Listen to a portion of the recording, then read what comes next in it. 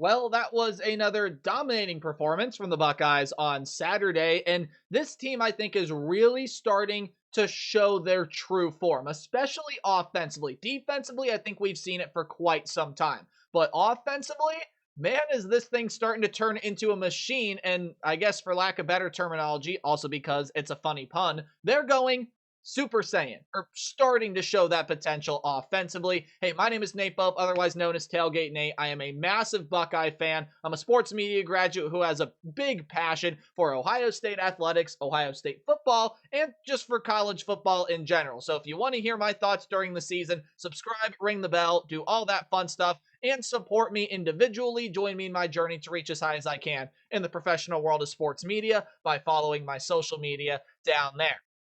I know this video is way later than I would normally like to post it, just with me getting into the professional world and being really busy and life stuff happening. Videos are just going to come out when I have time for them. So it is very inconvenient for all of you, which I do apologize for, but I have to prioritize other things going on in my life. So got time today, sit down and record this one, and we'll go through my weekly takeaways in week 6 here later on as well. But when you take a look at the Buckeyes and what they did, a 42-3 win over the Minnesota Golden Gophers. This is my Ohio State fan reaction series. I will post one video for every game that Ohio State plays this year, win or loss. We'll break everything down, tell you what I saw, and I continue to see probably the best team in college football right now.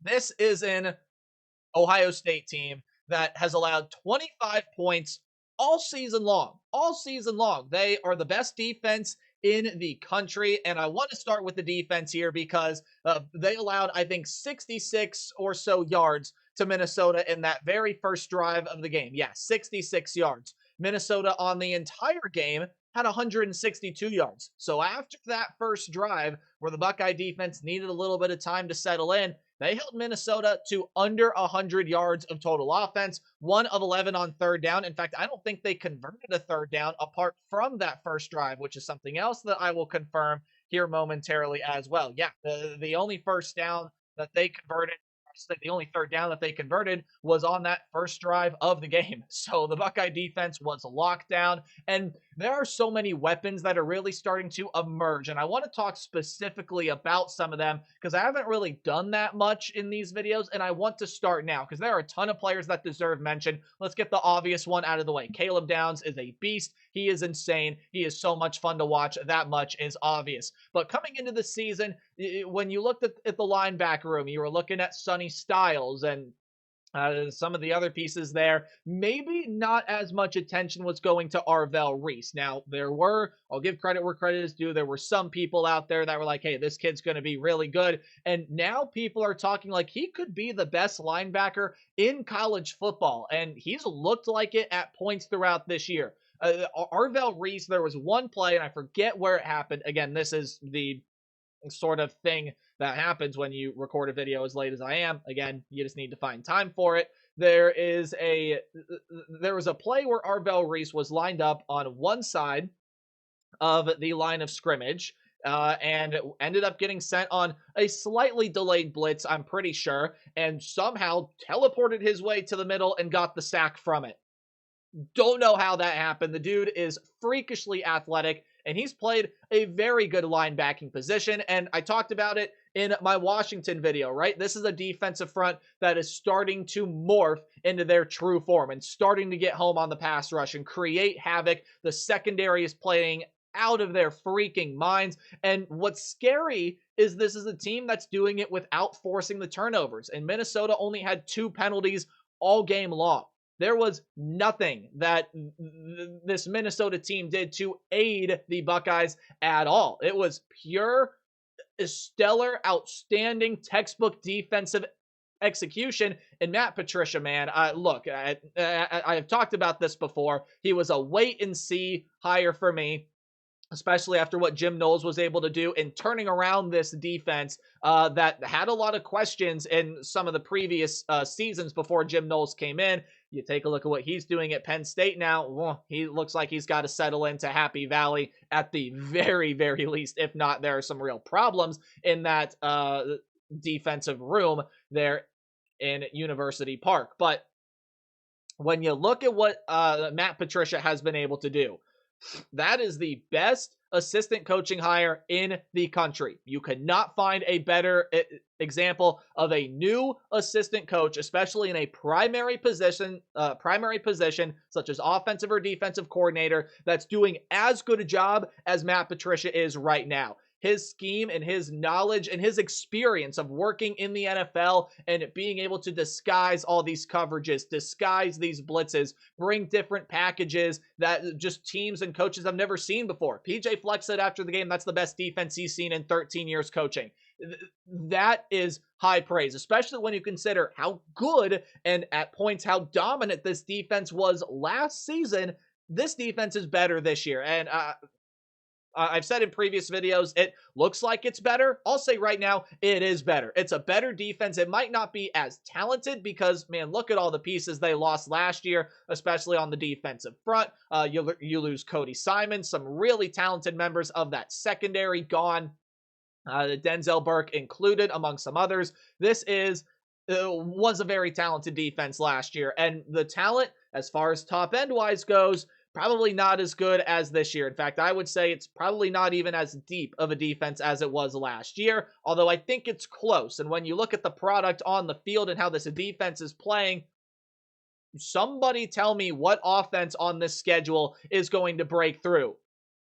Illinois, well, okay, I think they could possess some different challenges, but I don't see them breaking through this Buckeye defense. I don't see Wisconsin doing it. Penn State, if Drew Aller doesn't get his stuff together, and I'm sure there are a lot of people that would use a lot more vulgar word than stuff. You guys probably know if Drew Aller would get his stuff together, the Penn State is going to provide a really good challenge, especially even if Drew Aller doesn't. Their run game will, and it will be the best run game Ohio State has played so far, and they were able to lock down Jonah Coleman fairly well. Purdue, nope. UCLA, probably not, although if they continue to play like they did against Penn State and are able to move the ball that efficiently, okay, maybe. Rutgers, I don't think so. Michigan, they're going to propose a challenge with their physicality, and that might be the best pure run game Ohio State sees all year because of Justice Haynes and how much of a freak he is being in that backfield. And the Michigan offensive line looks really good this year in providing those holes. But Bryce Underwood doesn't have the wide receiver talent, it looks like, to fully exploit maybe some of the weaknesses posed in the secondary. But again, this is all speculation from that point, and maybe a little bit of cockiness coming out of there. I will admit, a little bit of cockiness coming out, but I think you have to be with how well this defense is playing and the red zone defense. Oh, I could talk about the red zone defense forever. Simply put, it is phenomenal. This is a team that's allowed 2 touchdowns all year, no touchdowns inside the red zone. Brilliant, great, awesome.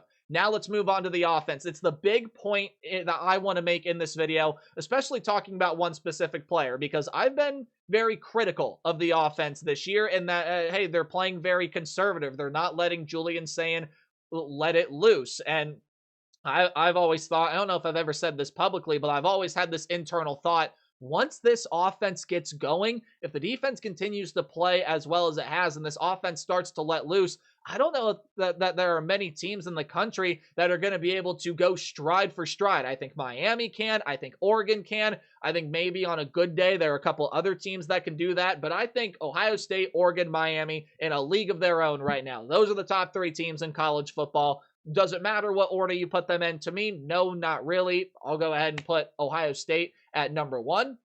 Just because I think personally they look like the best team right now. Oregon and Miami are going to be very close seconds, and whichever one you want to pick out of that third. But this offense started to, I was going to say wake up, but that's not the correct terminology. This offense just simply started to find its groove in this game on Saturday night. And with one particular player in Julian Sayin. He is getting nowhere near enough love for some of the numbers that he has put up. Is his passing yardage going to flash heavily at you?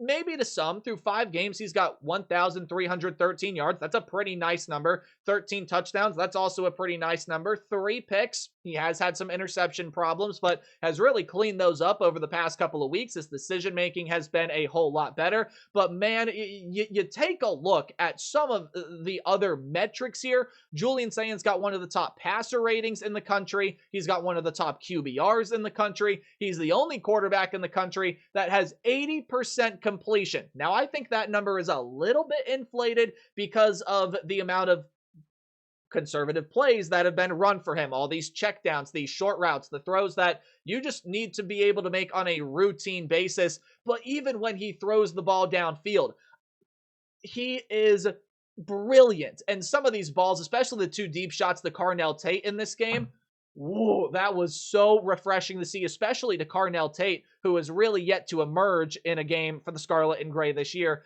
finally did so in this previous game. And Jeremiah Smith is still an absolute weapon. We all know that. Jeremiah Smith is the most dangerous wide receiver in college football, and he's looked like it so far. He commanded a bunch of attention from the Golden Gophers in this game, and it's why Carnell Tate was able to get loose, especially on that one-play touchdown throw where Julian Saint just bombed it over the top. It's because Jeremiah Smith drew literally 4 or 5 defenders over to the left side of the field, and on the right side, very nice double move by Carnell Tate, able to get open for the touchdown. Bo Jackson, I've talked about him before. Kid is running back one. And after seeing him in a couple of the early games, I figured he was going to work his way up to RB1 status at some point. And bam, it has happened. He is running back one, but CJ Donaldson, James Peoples, you can still go 3 deep in this running back room. But back to saying, I'm going to give him all the flowers here in a minute, but let's sandwich it with a negative here. I wish he would learn to lead wide receivers just a little bit better. Now, again, the 2 deep shots to Carnell Tate were fantastic. There were some other balls to where he threw under the wide receiver on some deep routes. So there are some times where he just doesn't lead guys in the right way, and he's still at some points missing his reads or just not seeing the best available throw at the time it is open. And so that's my one small critique of Julian Saint. But again, it is just such a nitpicky thing when you consider how well he is playing right now. And the chemistry he's got with these wide receivers is great. The offense started to open itself up for him to take some of these shots down the field that you're going to need as the season goes along here. I know Penn State doesn't look great right now. That team is going to get up for that game in the shoe. You can better believe that. And I know the Buckeyes have dominated that series. Penn State always gives Ohio State a fight. Michigan, I don't need to tell Ohio State fans anything new. Just go look at the past 4 years, and that'll tell you everything you need to know about why the Buckeye offense needs to be able to create those deep shots, because it's playing to your strengths offensively, which is something that Ohio State did not do last year against Michigan. It's why they lost the game. And I got a pretty good feeling that's going to change this year. Even this upcoming week, on the road in Champaign, big noon kickoff against the Illinois Fighting Illini. Who knows what in the world happened on the road in Bloomington? That was a catastrophe. It was a disaster. And I think it was a one-off for the Fighting Illini. Now, if they get blown out 56-3 against this Buckeye team, which I just don't think happens, by the way, then okay, maybe you have a little bit of a different conversation about the Fighting Illini. But Luke Altmaier has looked great. He's got nearly 1,600 passing yards this year, has still yet to throw a pick. They got some really good talent in the wide receiver and running back room. It's going to pose a more difficult challenge than some may think for this Buckeye defense. But Ohio State has not really had any problems with that so far. And might I say about the resume, Texas, I know, does not look as good of a win as it did, when the Buckeyes beat them at home in week 1, the preseason #1 team in the country. Washington is not going to look as good of a win as it actually is. Same thing with Minnesota. You're looking at Minnesota, Washington, 2 teams that are probably going to end up getting into the postseason unless things really fall off the cliff. And up to this point, it is the only loss for Washington, and they just beat a pretty solid Maryland team this past week. And again, I know people aren't going to be looking too much into that either. Ohio State's faced some really good defenses. The offense has been able to do it. They face some pretty solid offenses. Washington has the best quarterback, running back, wide receiver trio, according to PFF, in the entire country. At least they did entering that week. And the Ohio State defense was able to shut them down. With Julian Sayin really starting to emerge in this offense, with Bo Jackson giving this team a dynamite stick out of the backfield and looking like a masterful RB1. And then with the defense just playing absolutely out of their minds, and Matt Patricia being a godsend defensive coordinator. This is the Buckeye team. There is no reason on why this team is not the current AP number one team. Again, if you want to have Oregon or Miami ranked higher than the Buckeyes, I don't really partake in an issue with it, because it will all sort itself out in the college football playoff anyway. The Buckeyes look great. They look absolutely fantastic. The offensive line is getting pushed. The defensive front is starting to get home. The secondary is playing out of their minds. They opened up the offense for Julian Sayin. Freshman Bo Jackson is a stud. So on and so on and so on.